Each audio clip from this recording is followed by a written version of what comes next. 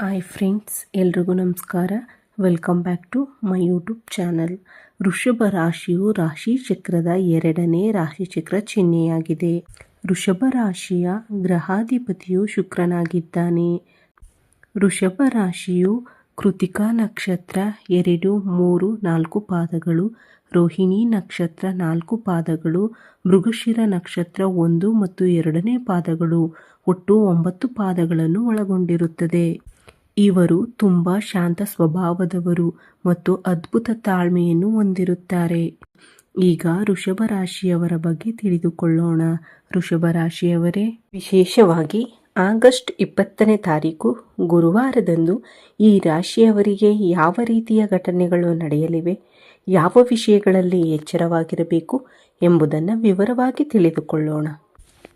ಇಂದು ನಿಮ್ಮ ಜೀವನದಲ್ಲಿ ಒಂದು ಹಠಾತ್ ಸುದ್ದಿ ಬರಬಹುದು. ಅದರ ನಂತರ ನಿಮ್ಮ ಜೀವನದಲ್ಲಿ ನಡೆಯಲಿರುವ ಕೆಲವು ಬದಲಾವಣೆಗಳ ಬಗ್ಗೆ ತಿಳಿದರೆ ನೀವು ನಿಜವಾಗಿಯೂ ಆಶ್ಚರ್ಯಪಡಬಹುದು.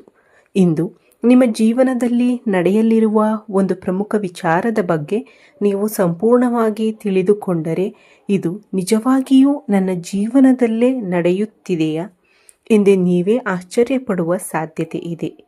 ಹಾಗಾದರೆ ಈ ರಾಶಿಯವರಿಗೆ ಇಂದು ಪ್ರತಿಯೊಂದು ಕ್ಷೇತ್ರದಲ್ಲೂ ಯಾವ ರೀತಿಯ ಫಲಿತಾಂಶಗಳು ಇರುತ್ತವೆ ಎಂಬುದನ್ನು ನೋಡೋಣ.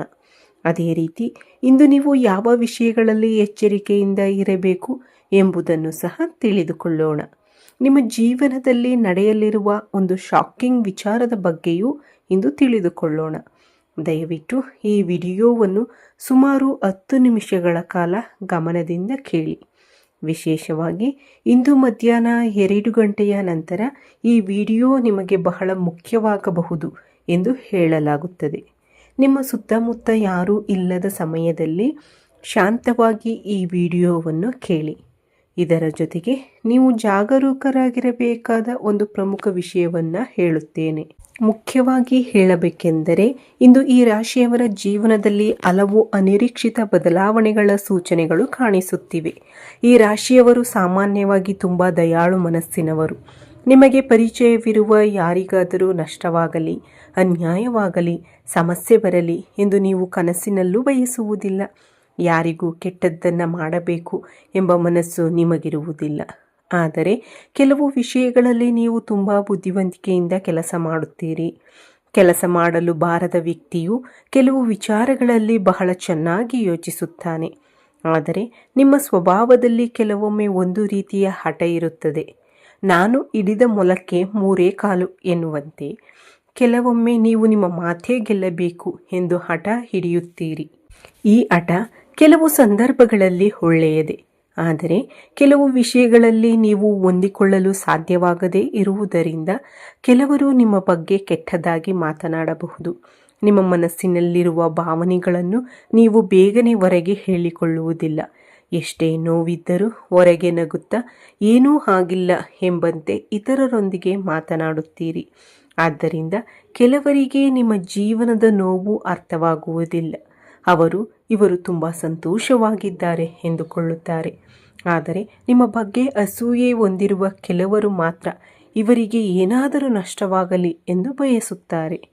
ಈ ರಾಶಿಯವರು ನೀವು ಯಾರನ್ನಾದರೂ ಬೇಗನೆ ನಂಬಿದರೆ ಅವರು ನಿಮ್ಮನ್ನು ದೀರ್ಘಕಾಲದಿಂದ ಮೋಸ ಮಾಡಲು ಪ್ರಯತ್ನಿಸುತ್ತಿದ್ದರೂ ನಿಮಗೆ ಅದು ಗೊತ್ತಾಗದೇ ಇರಬಹುದು. ನೀವು ಕೆಲವು ವ್ಯಕ್ತಿಗಳನ್ನು ಸಂಪೂರ್ಣವಾಗಿ ನಂಬುವ ಸ್ವಭಾವ ಹೊಂದಿದ್ದೀರಿ.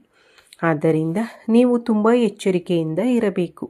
ವಿಶೇಷವಾಗಿ ನಿಮ್ಮ ಆಸ್ತಿ, ಕುಟುಂಬ ಮತ್ತು ವೈಯಕ್ತಿಕ ವಿಚಾರಗಳನ್ನು ಎಲ್ಲರೊಂದಿಗೆ ಹೇಳಬೇಡಿ. ಕಳೆದ ಕೆಲವು ಸಮಯದಿಂದ ಒಬ್ಬ ಮಹಿಳೆ ಅಥವಾ ಒಬ್ಬ ಪುರುಷನ ಕಾರಣದಿಂದಾಗಿ ನಿಮ್ಮ ವೈಯಕ್ತಿಕ ವಿಚಾರಗಳು ಯಾವುದೋ ಒಂದು ರೀತಿಯಲ್ಲಿ ಹೊರಗೆ ಹೋಗುತ್ತಿವೆ ಎಂಬ ಅನುಮಾನ ನಿಮಗೆ ಇರಬಹುದು. ನಿಮ್ಮ ಮನಸ್ಸಿಗೂ ಕೆಲವೊಮ್ಮೆ ಹಾಗೆ ಅನಿಸುತ್ತಿರಬಹುದು. ಆದರೆ ನಿರ್ದಿಷ್ಟವಾಗಿ ಯಾರ ಮೇಲೆ ಅನುಮಾನ ಪಡಬೇಕು ಎಂಬುದು ನಿಮಗೆ ತಿಳಿಯದೇ ಇರಬಹುದು. ಇದರ ಜೊತೆಗೆ ಹಣದ ವಿಚಾರದಲ್ಲೂ ಕೆಲವು ಸಮಸ್ಯೆಗಳನ್ನು ನೀವು ಕಳೆದ ಕೆಲವು ದಿನಗಳಿಂದ ಗಮನಿಸುತ್ತಿರಬಹುದು. ನಿಮ್ಮ ಕೈಗೆ ಬರಬೇಕಾದ ಹಣ ಸಮಯಕ್ಕೆ ಬರುತ್ತಿಲ್ಲ. ಕೆಲವು ವಿಚಾರಗಳಲ್ಲಿ ಅದೃಷ್ಟ ಕೈ ಹಿಡಿದಂತೆ ಬಂದು ಮತ್ತೆ ದೂರವಾಗುತ್ತಿರುವ ಅನುಭವವೂ ಆಗುತ್ತಿರಬಹುದು. ಆದರೂ ದೇವರು ನೋಡಿಕೊಳ್ಳುತ್ತಾನೆ. ನಮಗೆ ಬರಬೇಕಾದದ್ದು ಬಂದೇ ಬರುತ್ತದೆ. ನಾವು ಯಾರಿಗೂ ಅನ್ಯಾಯ ಮಾಡಿಲ್ಲವಲ್ಲ ಎಂಬ ಒಳ್ಳೆಯ ಮನಸ್ಸಿನಿಂದ ನೀವು ಎಲ್ಲರನ್ನೂ ನಿಮ್ಮವರೇ ಎಂದು ಭಾವಿಸುತ್ತೀರಿ.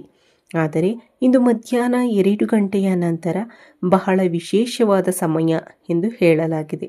ಒಬ್ಬ ಮಹಿಳೆ ನಿಮ್ಮ ಬಗ್ಗೆ ಹೆಚ್ಚಿನ ಮಾಹಿತಿಯನ್ನು ತಿಳಿದುಕೊಳ್ಳಲು ಪ್ರಯತ್ನಿಸುವ ಸಾಧ್ಯತೆ ಇದೆ. ಅವಳು ನಿಮ್ಮ ಕುಟುಂಬಕ್ಕೆ ಹತ್ತಿರವಿರುವ ವ್ಯಕ್ತಿಯಾಗಿರಬಹುದು ಅಥವಾ ನಿಮ್ಮೊಂದಿಗೆ ತುಂಬ ಆತ್ಮೀಯವಾಗಿ ಇರುವ ವ್ಯಕ್ತಿಯಾಗಿರಬಹುದು. ನಿಮ್ಮೊಂದಿಗೆ ಯಾವಾಗಲೂ ಪ್ರೀತಿಯಿಂದ ಮಾತನಾಡುತ್ತಾ ನಿಮ್ಮ ಕುಟುಂಬಕ್ಕೂ ತುಂಬ ಹತ್ತಿರವಾಗಿರುವಂತೆ ನಡೆದುಕೊಳ್ಳಬಹುದು. ನೀವು ಕೂಡ ಇವರು ನಮ್ಮವರೇ, ನಮ್ಮ ಒಳ್ಳೆಯದನ್ನೇ ಬಯಸುವವರು, ನಮ್ಮ ಒಳಿತನ್ನೇ ಬಯಸುತ್ತಾರೆ ಎಂದು ಭಾವಿಸುತ್ತೀರಿ. ಭವಿಷ್ಯದಲ್ಲಿ ಇವರಿಂದ ನಮಗೆ ಒಳ್ಳೆಯದೇ ಆಗುತ್ತದೆ ಎಂದು ನೀವು ನಂಬುತ್ತಿರಬಹುದು. ಈ ರಾಶಿಯವರ ಸ್ವಭಾವವೇ ಹೀಗಿರುತ್ತದೆ. ಒಮ್ಮೆ ಯಾರನ್ನಾದರೂ ನಮ್ಮವರು ಎಂದು ಭಾವಿಸಿದರೆ ಅವರಿಗಾಗಿ ಏನನ್ನಾದರೂ ಮಾಡಲು ಸಿದ್ಧರಾಗಿರುತ್ತೀರಿ. ಅಂತಹ ವ್ಯಕ್ತಿಯ ಮೇಲೆ ನಿಮಗೆ ಸಾಮಾನ್ಯವಾಗಿ ಯಾವುದೇ ಅನುಮಾನ ಇರುವುದಿಲ್ಲ. ಕೆಟ್ಟ ಉದ್ದೇಶದಿಂದ ಅವರನ್ನು ನೋಡುವುದೂ ಇಲ್ಲ. ಆದರೆ ಇಂದು ಒಬ್ಬ ಮಹಿಳೆ ನಿಮ್ಮ ಬಗ್ಗೆ ಕೆಲವು ಅನಗತ್ಯ ವಿಚಾರಗಳನ್ನು ಇತರರಿಗೆ ಹೇಳುವ ಸಾಧ್ಯತೆ ಇದೆ. ಈ ಜ್ಯೋತಿಷ್ಯ ವಿವರಣೆ ಹೇಳುತ್ತದೆ, ನಿಮ್ಮ ಬಗ್ಗೆ ಸಣ್ಣ ಪುಟ್ಟ ಸಮಸ್ಯೆಗಳನ್ನು ಸೃಷ್ಟಿಸಲು ಪ್ರಯತ್ನಿಸುತ್ತಿರಬಹುದು. ನಿಮ್ಮನ್ನು ಇಷ್ಟಪಡದ ವ್ಯಕ್ತಿಗಳ ಬಳಿ ನಿಮ್ಮ ಬಗ್ಗೆ ಚಾಡಿ ಹೇಳಬಹುದು. ಇದರ ಪರಿಣಾಮವಾಗಿ ನೀವು ಕೈಗೆತ್ತಿಕೊಳ್ಳುವ ಕೆಲವು ಕೆಲಸಗಳು ನಿಧಾನವಾಗಬಹುದು. ನೀವು ಮಾಡಲು ಯೋಚಿಸುತ್ತಿರುವ ಕೆಲಸಗಳು ನಿಮಗಿಂತ ಮುಂಚೆಯೇ ಬೇರೆಯವರಿಗೆ ತಿಳಿದು ಅವರ ಅದನ್ನು ಬಳಸಿಕೊಳ್ಳುವ ಪರಿಸ್ಥಿತಿಯೂ ಬರಬಹುದು. ಇದರಿಂದ ನಿಮ್ಮ ಮನಸ್ಸಿನಲ್ಲಿ ಒಂದು ರೀತಿಯ ಅಸುರಕ್ಷಿತ ಭಾವನೆ ಮೂಡಬಹುದು. ಕಳೆದ ಕೆಲವು ಸಮಯದಿಂದ ಈ ವ್ಯಕ್ತಿಗಳು ಯಾವಾಗ ಹೊರಗೆ ಬರುತ್ತಾರೆ ಎಂದು ನೀವು ಕಾಯುತ್ತಿದ್ದರೆ ಈ ಸಮಯ ಈಗ ಬಂದಿದೆ ಎಂದು ಈ ಜ್ಯೋತಿಷ್ಯ ಫಲದಲ್ಲಿ ಹೇಳಲಾಗಿದೆ. ಇಂದು ಮಧ್ಯಾಹ್ನ 2 ಗಂಟೆಯಿಂದ ರಾತ್ರಿ 10 ಗಂಟೆಯೊಳಗಿನ ಸಮಯದಲ್ಲಿ ನೀವು ಕೆಲವರ ಸಂಭಾಷಣೆಗಳನ್ನು ಕೇಳಿ ಆಶ್ಚರ್ಯಪಡಬಹುದು. ನೀವು ಇದು ನಿಜವೇ, ಇವರು ನನ್ನ ಬಗ್ಗೆ ಹೀಗೆ ಯಾವತ್ತೂ ಯೋಚಿಸಿರಲಿಲ್ಲ, ಇವರು ಈ ರೀತಿಯ ಮಾತುಗಳನ್ನು ಆಡುತ್ತಾರಾ ಎಂದು ಆಶ್ಚರ್ಯಪಡುವ ಸಾಧ್ಯತೆ ಇದೆ. ನೀವು ಅವರೊಂದಿಗೆ ಜಗಳ ಮಾಡಬೇಕು ಅಥವಾ ಅವರನ್ನು ಅವಮಾನಿಸಬೇಕು ಎಂಬ ಆಲೋಚನೆ ನಿಮಗೆ ಬರುವುದಿಲ್ಲ. ಆದರೆ ನಿಮ್ಮ ಮನಸ್ಸಿನಲ್ಲಿ ಮಾತ್ರ ನೋವು ಮತ್ತು ಕೋಪ ಮೂಡಬಹುದು. ವಿಶೇಷವಾಗಿ ನೀವು ತುಂಬ ನಂಬಿಕೆ ಇಟ್ಟಿದ್ದ ವ್ಯಕ್ತಿಗಳು ನಿಮ್ಮ ಬಗ್ಗೆ ಈ ರೀತಿಯಾಗಿ ಮಾತನಾಡಿರುವುದು ನಿಮಗೆ ತುಂಬ ನೋವು ಕೊಡಬಹುದು. ಆದರೆ ಒಂದು ವಿಷಯವನ್ನು ಮಾತ್ರ ನೆನಪಿನಲ್ಲಿಟ್ಟುಕೊಳ್ಳಿ, ನಿಮ್ಮ ಜೀವನದಲ್ಲಿ ಕೊನೆಗೂ ಒಳ್ಳೆಯದೇ ನಡೆಯುತ್ತದೆ ಎಂಬ ನಂಬಿಕೆಯನ್ನು ಇಟ್ಟುಕೊಳ್ಳಿ. ಆದರೆ ಎಲ್ಲವನ್ನ ದೇವರ ಮೇಲೆ ಬಿಟ್ಟು ಸುಮ್ಮನೆ ಕುಳಿತುಕೊಳ್ಳಬೇಡಿ. ಇಂದು ಶನಿಯ ಕೆಲವು ಪ್ರಭಾವಗಳಿಂದ ನಿಮ್ಮ ಕರ್ಮಗಳಿಗೆ ಸಂಬಂಧಿಸಿದ ಪರೀಕ್ಷೆಗಳು ಎದುರಾಗಬಹುದು. ರಾತ್ರಿಯ ಸಮಯದಲ್ಲಿ ಚಂದ್ರನ ಪ್ರಭಾವದಿಂದ ನೀವು ಸ್ವಲ್ಪ ಭಾವನಾತ್ಮಕವಾಗುವ ಸಾಧ್ಯತೆಯೂ ಇದೆ. ರಾಹುಕೇತುಗಳ ಪ್ರಭಾವದಿಂದ ಕೆಲವು ಅನಿರೀಕ್ಷಿತ ವಿಚಾರಗಳು ಅಥವಾ ಕೆಲವು ಸತ್ಯಗಳು ನಿಮ್ಮ ಮುಂದೆ ಬರಬಹುದು. ಇದರಿಂದ ನಿಮ್ಮ ಮನಸ್ಸಿನಲ್ಲಿ ಹಲವು ರೀತಿಯ ಆಲೋಚನೆಗಳು ಮೂಡಬಹುದು. ಆದರೆ ಈ ವಿಷಯ ಕೊನೆಗೆ ನಿಮಗೆ ಒಳ್ಳೆಯದಕ್ಕಾಗಿಯೇ ಇರಬಹುದು. ಇಂದು ನಿಮ್ಮ ನಷ್ಟಕ್ಕೆ ಕಾರಣವಾಗಬೇಕೆಂದೇನಿಲ್ಲ. ನಮ್ಮ ಸುತ್ತಲೂ ತಪ್ಪು ವ್ಯಕ್ತಿಗಳನ್ನು ಇಟ್ಟುಕೊಂಡು ಅವರಿಗೆ ನಿರಂತರವಾಗಿ ಅವಕಾಶ ನೀಡುತ್ತಿದ್ದರೆ ಒಂದು ದಿನ ಅವರ ನಿಜವಾದ ಸ್ವಭಾವ ನಮಗೆ ತೊಂದರೆ ಕೊಡಬಹುದು. ಆದ್ದರಿಂದ ಇಂದು ಕೆಲವು ವ್ಯಕ್ತಿಗಳ ನಿಜವಾದ ಮುಖ ನಿಮಗೆ ತಿಳಿದು ಬಂದರೆ ಅದನ್ನು ಒಂದು ಎಚ್ಚರಿಕೆಯ ಸೂಚನೆಯಾಗಿ ತೆಗೆದುಕೊಳ್ಳಿ. ನೀವು ಈ ವಿಷಯವನ್ನು ಗಮನಿಸಿ ಮುಂದೆ ಜಾಗರೂಕತೆಯಿಂದ ನಡೆದುಕೊಂಡರೆ ಭವಿಷ್ಯದಲ್ಲಿ ದೊಡ್ಡ ಸಮಸ್ಯೆಗಳಿಂದ ನಿಮ್ಮನ್ನು ನೀವು ರಕ್ಷಿಸಿಕೊಳ್ಳಬಹುದು. ಅದೇ ರೀತಿ ಕೆಲವು ಉತ್ತಮ ಅವಕಾಶಗಳನ್ನು ಪಡೆಯಬಹುದು. ಆದರೆ ಇಂದು ನೀವು ಕೆಲವು ಮುಖ್ಯ ಮುನ್ನೆಚ್ಚರಿಕೆಗಳನ್ನು ಪಾಲಿಸಬೇಕು.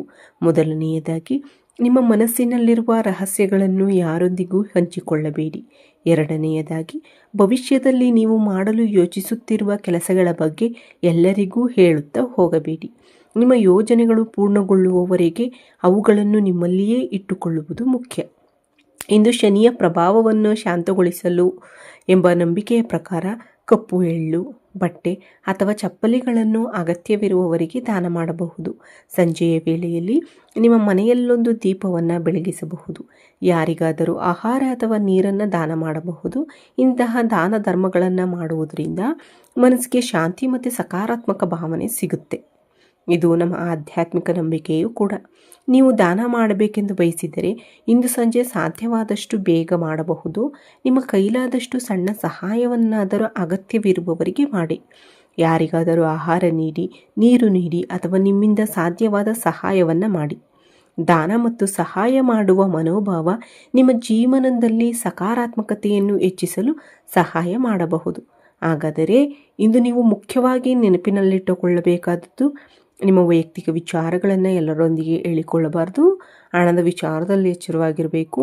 ಯಾರನ್ನಾದರೂ ಅತಿಯಾಗಿ ನಂಬುವ ಮೊದಲು ಒಮ್ಮೆ ಯೋಚಿಸಿ ಮತ್ತು ನಿಮ್ಮ ಮನಸ್ಸನ್ನು ಯಾವಾಗಲೂ ಶಾಂತವಾಗಿಟ್ಕೊಳ್ಳಿ. ನೋಡಿದ್ರಲ್ಲ, ಈ ವಿಡಿಯೋ ನಿಮಗೆ ಇಷ್ಟವಾಗಿದ್ದರೆ ಓಂ ಶ್ರೀ ಮಾತ್ರೆಯೇ ನಮಃ ಎಂದು ಕಮೆಂಟ್ ಮಾಡಿ. ಹಾಗೆಯೇ ಈ ವಿಡಿಯೋವನ್ನು ಲೈಕ್, ಶೇರ್, ಕಾಮೆಂಟ್ ಮಾಡಿ. ನಿಮ್ಮ ಜೀವನದಲ್ಲಿ ಸದಾ ಒಳ್ಳೆಯದೇ ನಡೆಯಲಿ.